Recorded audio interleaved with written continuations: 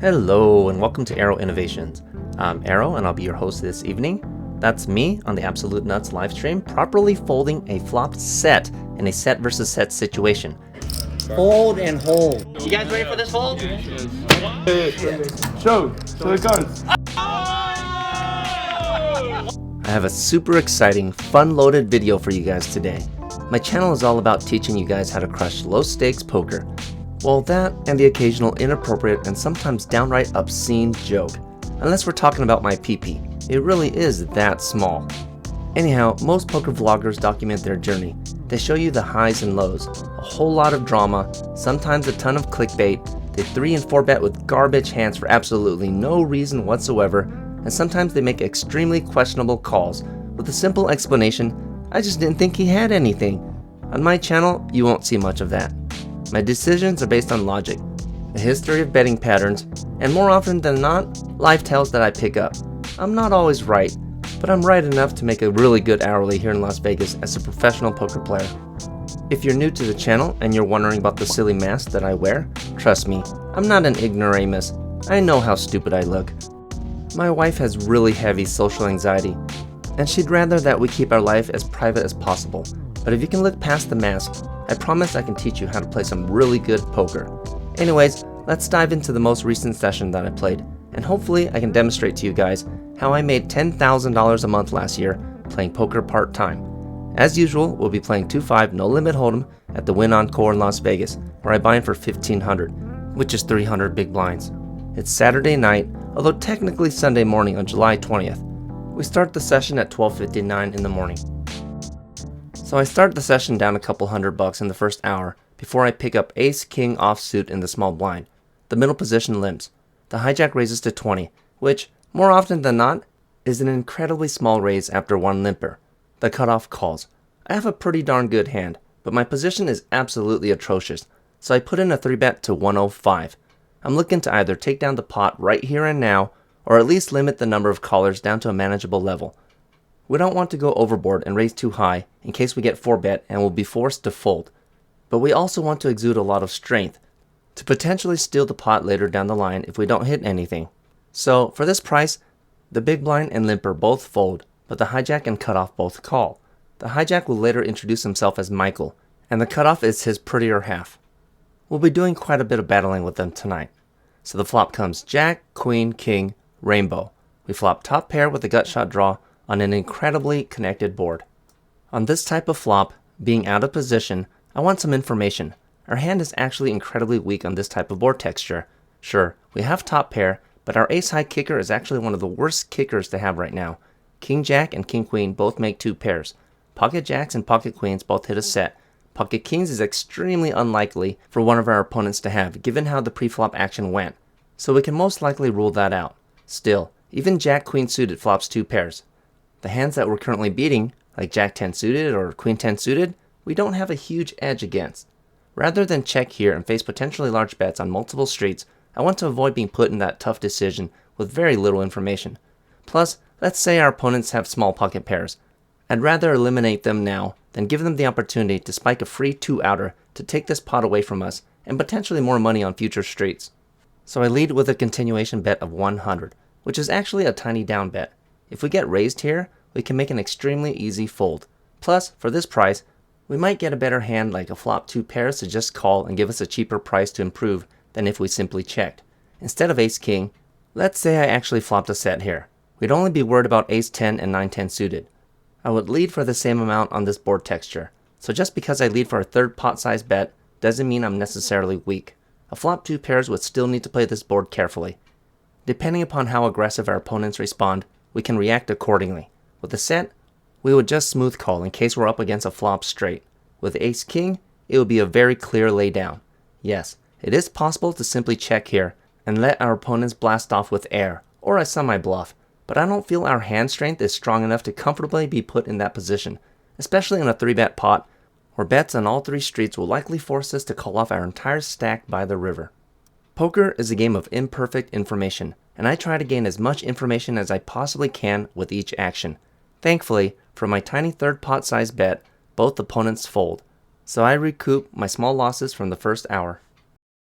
A few minutes later, under the gun limps. I raised the action up to 15 in the middle position with 9-10 of clubs.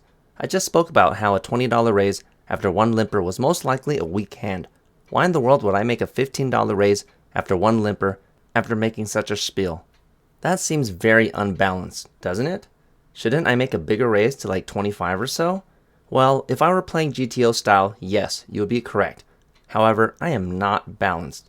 Yes, a $15 raise after one limper screams weakness. But you know what? I'm not playing against other professionals. I'm playing exploitatively to make the absolute most from recreational players. I'm trying to get you guys to recognize weakness from an opponent's bet size, even if I make some of those plays myself. You know what I do when I sit down to a table with 2 or 3 other professionals? I immediately get up and ask for a table change. It's that simple. It's not because I'm afraid to battle other professionals. It's because I just really don't care to. I'm trying to make the most money possible per hour. And if you're watching my videos, hopefully your goal is the same as mine. And to do that, proper table selection is absolute key to success. If you have a chip on your shoulder and you feel you need to prove you're better than other pros, hey brother, all the more power to you. But me, I just want to provide for my family and live a carefree, easy lifestyle. I want to play against really bad players, the worst of the worst if possible. I want to win thousands of dollars without any stress and without being put in any tough spots if I can avoid it. You want to learn how to do that too? Cool. Start by avoiding other pros. So for my $15 raise, the low jack, button, small blind, big blind, and under the gun all call. We go 6 ways to flop of king, deuce, 3 with the spade and 2 clubs. We flop a flush draw on a pretty disconnected board. With that king out there, this is also a pretty good flop for our range. So when the action checks to me, I lead with a $45 half pot continuation bet. Yes, I realize I'm betting into 5 other players, but this is a pretty darn disconnected board. I'm representing that king with a small bet that will allow me to get my flush draw cheap. This accomplishes a few different things. I might be able to take down this pot right here and now. On this type of flop, there's actually a pretty good chance of that. On a king high flop with 2 to a suit on board, any pair short of that king would not be very comfortable calling here with so many other players in the hand. There's a good chance we can get small to middling pocket pairs to drop out of the race. By betting here, I can potentially take down the pot on future streets without needing to improve. Now, let's imagine what would happen if I just check this flop. And let's say the action checks through. The turn is some small insignificant card. How likely do you think I could get a hand like king 10 to fold, or even middle pair for that matter? But if I bet here, and I get called by a middling pocket pair or a weak king, I can apply pressure on future streets, and depending upon the run out, I might be able to take down the pot without needing to actually hit. Plus, if we do hit, we would have built the pot up nicely for ourselves.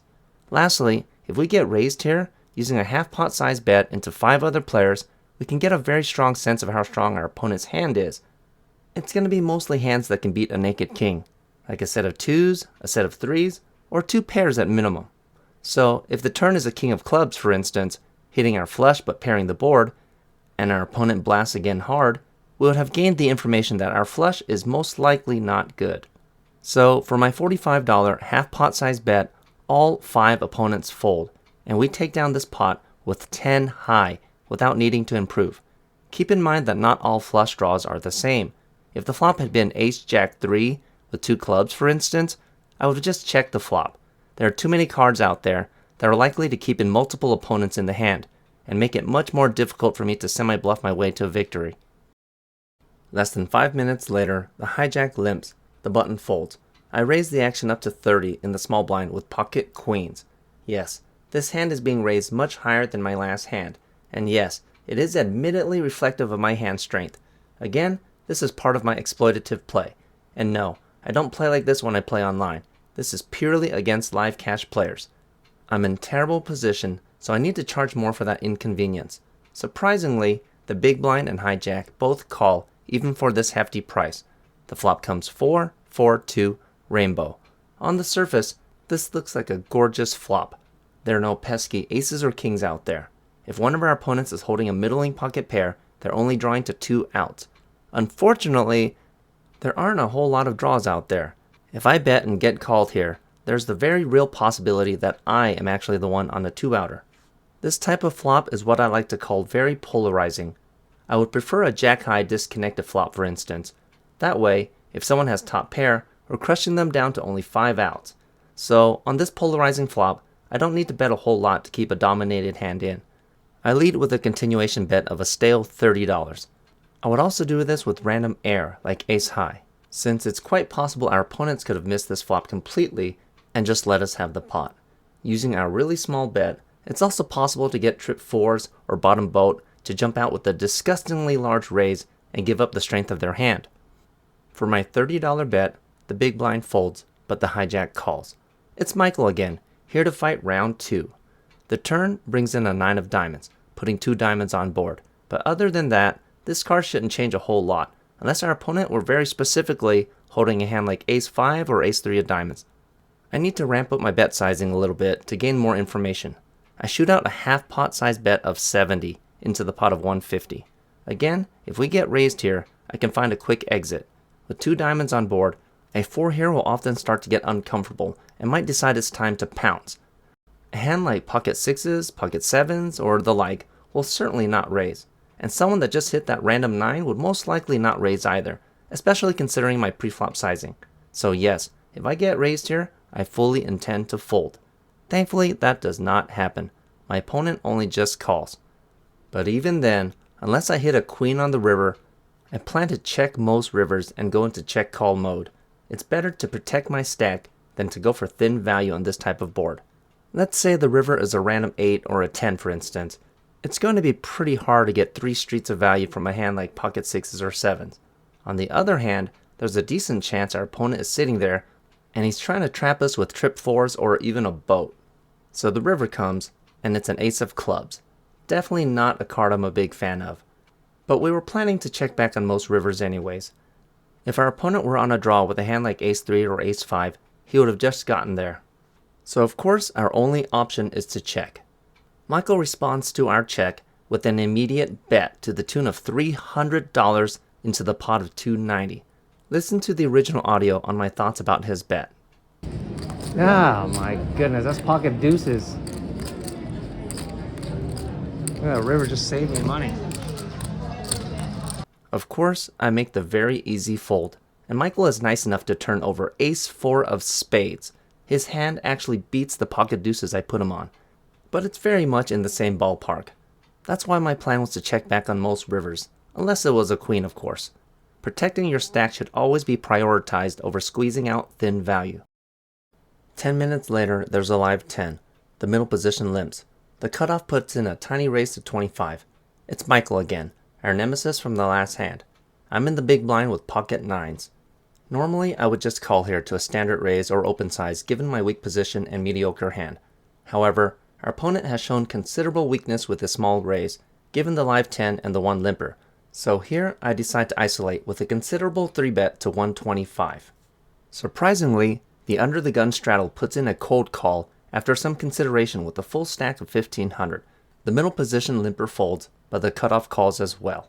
We go 3 ways to a flop of 3, 2, 4 with 2 hearts and a diamond. Whoa! We actually managed to flop an overpair. This is a way better than average flop for our hand. If we were ahead pre-flop, we should most likely still be ahead now. And if not, we might still be able to get a hand like pocket 10s or jacks to fold on future streets. Since we're the first to act, I start with a non-committal continuation bet of 135. Anyone who just calls a bet of this sizing, we're either ahead of or can potentially get to fold later down the line. We can usually get an idea of how strong our opponents are depending upon how they react to a bet of this size. The big blind puts in a pretty quick call. If I had to guess, he has a hand like pocket 8s through jacks. But then suddenly, the cutoff, our nemesis Michael, puts in an overhand smash to the tune of $750. Yeah, that's just gonna be an easy fold for me. At bare minimum, that's a set. Worst case scenario, he might have flopped a straight already with 5-6 suited. This is the whole reason why we make a small continuation bet. We need to see how our opponents will react. Even if our opponent is only doing this with a hand like the nut flush draw, let's say he has ace 10 of hearts for instance, that hand still has 17 outs against us, which still puts him at a mad favorite. I quickly make the fold, and the big blind flips over pocket 10s in frustration, and Michael, once again, gives us free information by revealing he was holding ace 5 of clubs for a flop straight. Thank goodness we were up against a couple of wrecks. A pro might have slow played in Michael's shoes and hit us for a whole lot more money. 25 minutes later, there's a live 10 again. The low jack, a new player to the table, opens to 20 with a short stack of $500. I call in the hijack with pocket 7s. No need to 3-bet here. There are plenty of players behind who might be holding monsters. Plus, I'd rather lose $20, completely break a flop, than try to get fancy and outplay my opponent with such a small pair. I know there are some pros who will advise you to 3-bet with small pairs, but that's not my personal play style. So after I make the call, the cutoff 3-bets the action up to $80. See what I mean? If I had done the 3-betting, there's no way I could call a 4-bet out of position with this garbage. Everyone else folds, but the low jack original raiser makes the call. I'm getting a great price to set mine, so of course I call as well. We go 3 ways to a flop of 3, 4, 6 with 2 clubs and a heart. We flop an overpair with a gut shot draw. All things considered, this is a much better than average flop. Random high cards will miss completely. If we were ahead pre-flop, we're pretty well in the lead now, and if we were behind, we have 3 times as many outs compared to only needing a 7 to improve. The low jack starts with a check, and I check and flow. The cutoff throws out a c-bet of 150 into the pot of 255. The low jack folds. This is actually a really good bet sizing. He's not showing weakness, but he might not necessarily have anything other than position. I decide to call once to see if I can either improve or to see what he'll do on the turn. The turn brings in a 4 of hearts, putting 2 hearts on board, meanwhile pairing middle pair. Nothing really changes. I should never have random hearts here. This should be a great card for an overpair to continue betting on. Let's see what our opponent decides to do. I check again. Thankfully, our opponent checks the action back. Aha! He's given up. Most recreational players lose their nerve after firing a single continuation bet. Good to know. There's some small chance he could be doing this with an actual overpair, but on a double-suited board, after middle pair is paired, I find that likelihood extremely small. The vast majority of the time, you're going to want to continue betting your overpairs here. Get hands exactly like the one I'm holding to either fold or pay a premium price. As long as the river isn't a queen or above, we should most likely be good here. So the river comes, and it's a freaking gorgeous 7 of clubs, removing all doubt that we might possibly be behind. We just binked top full house. Okay, so on this river, some players might be tempted to fire out a big bet to make up for missed value. The question is, why? We just made the assumption that we were probably ahead on the turn. We were putting our opponent on complete air. Why would we deprive him the opportunity to throw out one final bluff attempt? Plus, there might be that small percentage that he could have somehow hit that flush draw. And even if he didn't, he could still try to represent it if given the chance. The most profitable play here is to check one more time, so that's what I do. And just like clockwork, even on a board with a 1-card straight, with a card that makes absolutely no sense for him to have here in a million years, even though the front door flush just completed, our opponent still makes a laughable bluff attempt by throwing out $200. I mean, just look at this board, people. Does this look like the sort of board a 3-better likely has the best hand on? I'm almost certain our opponent is holding complete garbage, and if he is, he can't call a single min raise. But just in the off chance that maybe he has something, I just stick in my entire stack with an all-in shove.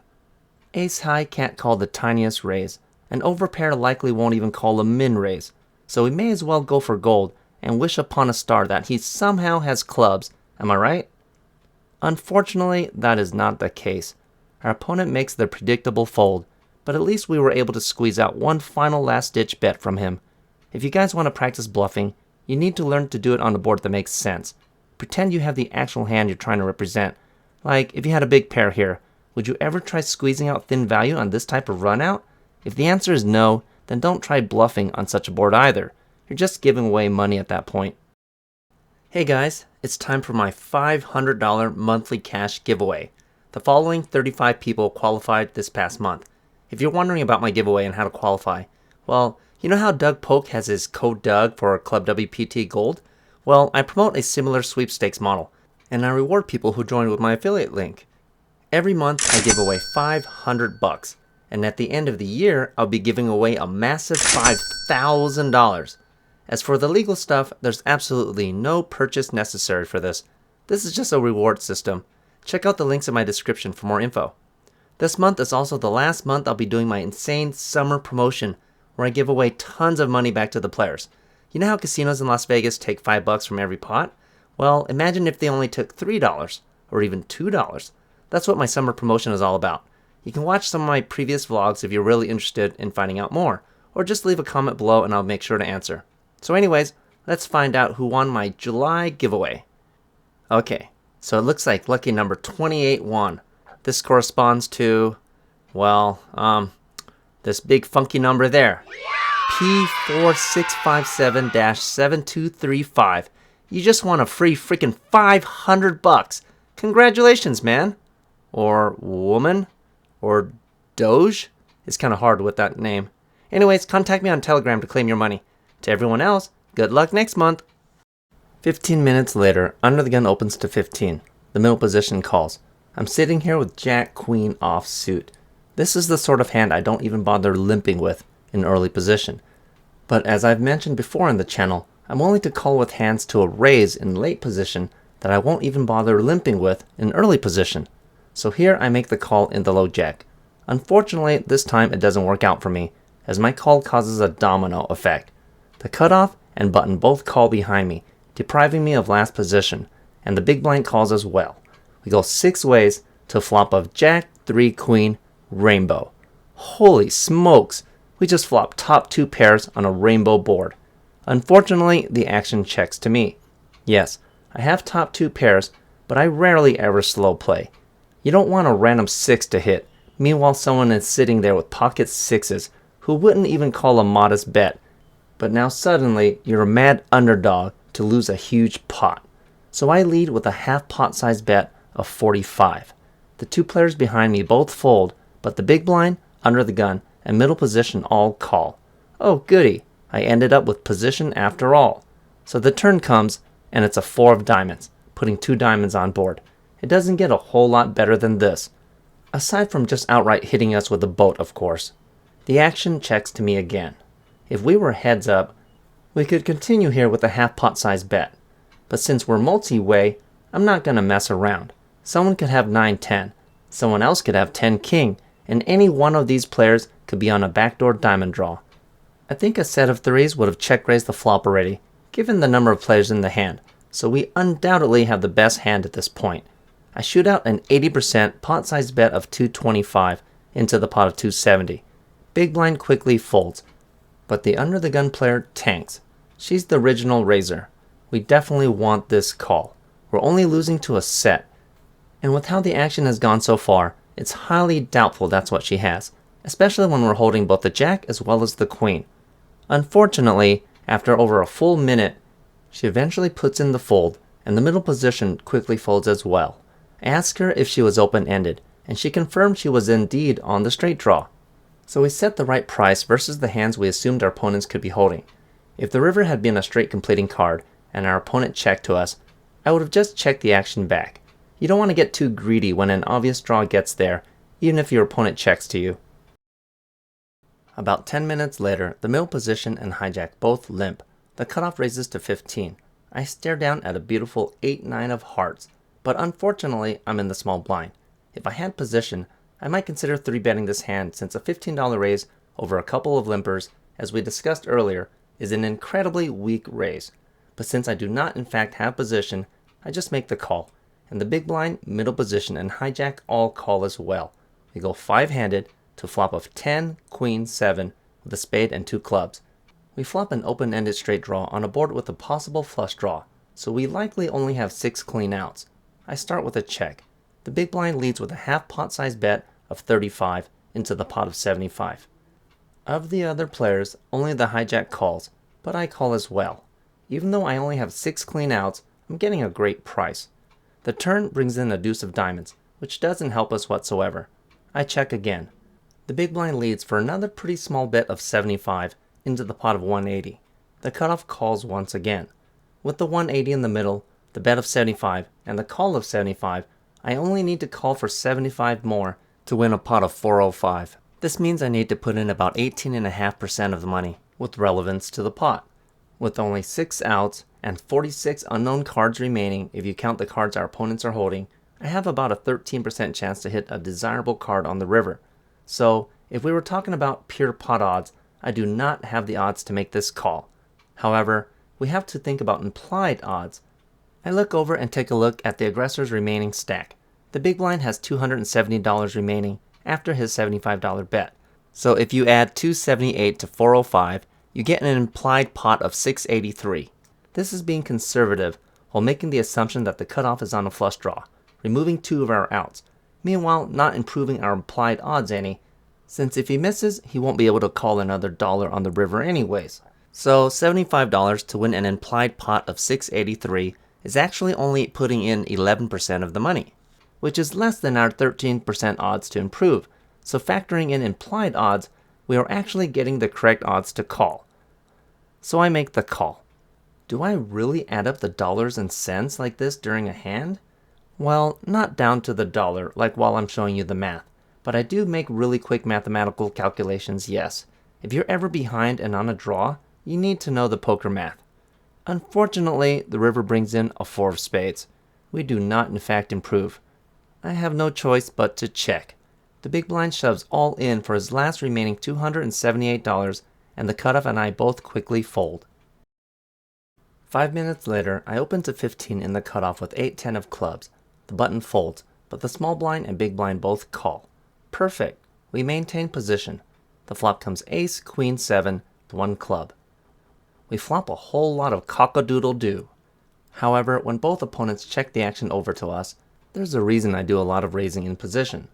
This board may not have hit our actual hand, but it sure as heck hits our range.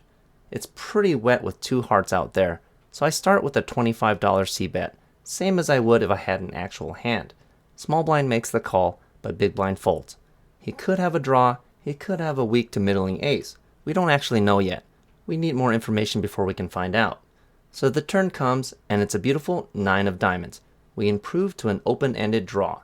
Only a 9 of clubs would have been any prettier, but beggars can't be choosers. When our opponent checks the action over to us once more, I decide it's time to dial up the heat. We actually have some good equity now. Time to turn our airball positional bet into a bet with actual fold equity. I shoot out a nearly pot-sized bet of 85 into the pot of 95. Any random queen or weak ace should fold now. Here our opponent goes into the tank for a moment. I figured a flush draw would call pretty quickly, so I don't think he has a flush draw. He might be considering making a hero call with a weak hand, in which case I'll need to smash the river with a ginormous bet if we miss. After about 30 seconds, he puts in the call. The river couldn't be too much prettier. It's a jack of diamonds, improving us from 10 high to the second nut straight. Our opponent checks for a 3rd time. The pot is now 265. If we had missed, I would have smashed this river with a bet of like 400 to 500 or so. But since we actually hit, now I want to go for value. I put in a bet that a non-believing ace will have a hard time folding to. I mean, the most reasonable draw has missed. There's no way our opponent could put us on our actual hand. So I fire out a bet of 225 into the pot of 265. Unfortunately, our opponent pretty quickly makes the fold, turning over 10 jack for the missed double gut shot draw. It would have been a shame if the river had braked out and we give up, only to lose to jack high. That's why I would have smashed most rivers if we had missed, including a heart if it had gotten checked to us. Only a couple of hands later, Under the Gun opens to 15 with his now reduced stack of 250. This is the same guy who bought in short earlier for 500. Looking down at pocket queens, I 3-bet the action up to 50 in the middle position. To my amazement, the low jack, cutoff, and button all cold call. Suddenly, the small blind puts in a nonsensical 4-bet to 500. It's our nemesis, Michael, from many previous hands tonight. As if this wasn't bad enough, as soon as the big blind folds, the Under the Gun original raiser snap jams all in for his 250. Good gosh! That $500 4-bet was already pretty disgusting. But before Michael's action, there had already been over $200 trapped in the middle, so it's not completely out of the realm of possibility that he's doing this with a hand other than pocket kings or aces. But once the original raiser snap shoves all in, yeah, that made my decision pretty easy. I didn't mention it earlier, but this is actually the third time I've been dealt queens tonight, and they haven't won once. The first time I got them, I walked into an ace-high flop, so it was a pretty minimal loss. At this point, I'm up about $300 on the night. I'm not about to just call a $500 raise here with only $50 invested. If Michael really had kings or aces, we'd ship him our entire stack on a silver platter.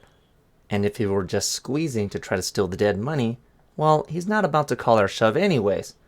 Plus, we might not be ahead of the all-in guy anyways. If it were a guy who had bought in for a full $1,500 and then was down to his last $250, that'd be a different story. He could just be in desperation mode. But this guy only bought in for his $500 not that long ago. I decide to be conservative and make a disciplined fold. And the other three players do the same as well. Michael shows he was making the squeeze with ace-jack of diamonds, but the under-the-gun original raiser flips over pocket kings. Pocket freaking kings. The board runs out 8 high with 3 deuces on board, and pocket kings takes down the pot. I really like my fold here. In hindsight, I would have broken even with the side pot, but that's being results oriented. Plus, I wouldn't have gained anything anyways. If I had 5-bet Michael's $500 raise, that would have looked so ridiculously strong. Michael said he would have snap folded. So yeah, I think folding there was the most prudent play. A few minutes later, we're currently playing 7-handed with a live 10. Everyone limps around, so I complete in the big blind with king 10 offsuit and the straddle checks. We go 7-handed in a family pot to flop of queen 4-6 all hearts. We flop a king high flush draw with 1 overcard. Small blind checks, and I check as well. The straddle leads with a half pot bet of 30 into the $70 pot. The cutoff and small blind both call. I hate calling with a 1-card flush draw, especially when it's not the nuts, but we're getting an extremely good price. As long as someone isn't holding the ace of hearts, we have a ton of outs to improve, so I decide to make the call as well. I'm not sure if I want a heart though. I really like a king. So the turn comes, and funny enough, it's a king of clubs. Small blind checks. A queen is unlikely to continue betting here. I want some information, plus I want to charge any hands we're currently ahead of, so I lead with a half pot bet of 100 into the pot of 190. If I get raised, I'm probably just going to fold. We could easily be drawing dead here, and a smaller flop flush is unlikely to pay us even if another heart comes on the river. Thankfully, everyone just folds, so we take this one down. I just wanted to demonstrate an example of when I lead into a multi-way pot. 30 minutes later, we approach the last hand of the night. Buckle in, boys and girls, cause this hand's about to get a bit spicy. We're only 5-handed at this point, since we have one player who's away from the table. Here, under the gun limps. The cutoff, Mr. Michael himself, raises to 20. The button, his significant other, makes the call. I look down at my least favorite premium starting hand in the small blind. Oh yes, we're talking about the accursed pocket king.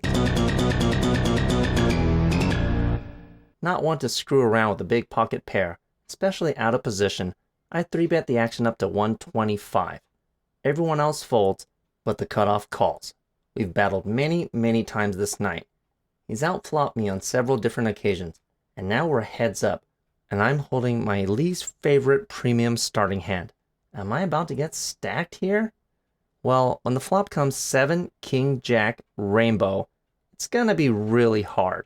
We flop the absolute nuts with top set on a rainbow board with no apparent straights. Alright guys, watch closely to how I play this hand. I do not in fact start with a check. That would actually look more suspicious compared to what I'm about to do. I throw out an incredibly insulting continuation bet of 50 into the pot of 280. Unfazed, Michael makes the call. The turn brings in an 8 of diamonds, putting 2 diamonds on board, and we get demoted to the second nuts, losing very specifically to 9-10. It's time to give our opponent some rope. This time, instead of betting, I check. And very quickly, as if a fish drawn to a worm on a hook, our opponent asks if I'm filming before firing out a massive bet of 300 into the pot of 380. Let's think about this for a moment, guys. What could our opponent possibly have here? If he has a set, this hand will just play itself out on its own. But what if he doesn't? We almost certainly have all the kings. If he had a hand like ace-king, we would likely have been raised on the flop considering how weak our bet was. So what are we left to believe? I think Michael has complete donkey balls. I think he has hairy testes and not a whole lot else. If our opponent has 9-10 here, again, this hand will just play itself out, except we will be the ones who most likely be on the receiving end. But aside from a set, which we are crushing, and 9-10, which is currently crushing us, we need to play this hand out very carefully to extract every last possible penny. A lot of players might go in for the good old-fashioned check raise here, especially after our opponent has shown so much strength with his massive bet. And in the past, I admit I would have done the same, but I've leveled up quite a bit since then, and now I'm challenging you to do the same as well. Professionals can trap even on wet dynamic boards. I bet super weak on the flop, and now I'm checking the turn. What hand does that seem like I'm holding? Listen to the original audio as the rest of this hand plays out. I've had queens all night. Why would you tell me that? Because they haven't won once. But he asked if I was filming.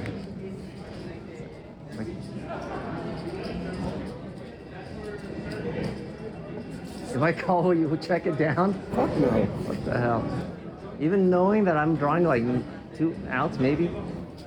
You have no idea what I have. I could have pocket twos. I could have flush draw. I could have anything.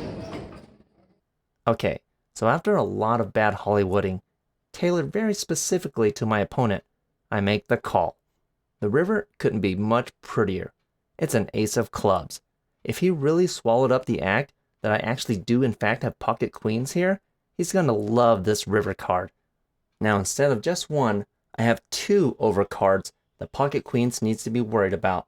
Again, I go in for another check. My opponent takes the bait and shoves all in for about 1,500 or so, and I make the snap call. He's reluctant to show his hand, so I table my pocket kings, and he flips over pocket deuces to reveal he was in fact trying to bluff. I make the absolute maximum after flopping top set on a rainbow board by feigning weakness to get my opponent to blast off. After playing this hand, Michael and his significant other take off, so the table breaks. I've already been playing 3 hours, which is the bottom end of my session threshold, but since I already have enough footage for a vlog and my phone battery is dying, I decide to call it an early night. In for 1,900 and out for 4,241 for a delectable profit of $2,341 after 3 hours and 2 minutes of playtime. I hope you guys enjoyed this video. Up until the last hand, I was only ever up or down 300 bucks, but you really only need one big hand to change your night. My personal playstyle doesn't try to fight for every single pot. I only care about the big ones. I think poker is a lot less stressful that way. If you like my playstyle, then please consider liking this video and subscribing to the channel. It helps way more than you know. Don't forget about my monthly $500 cash giveaway or my end of the year $5,000 cash giveaway, as well as my huge summer promotion. Further details can be found in my previous videos. As always, I hope to see you in the next video.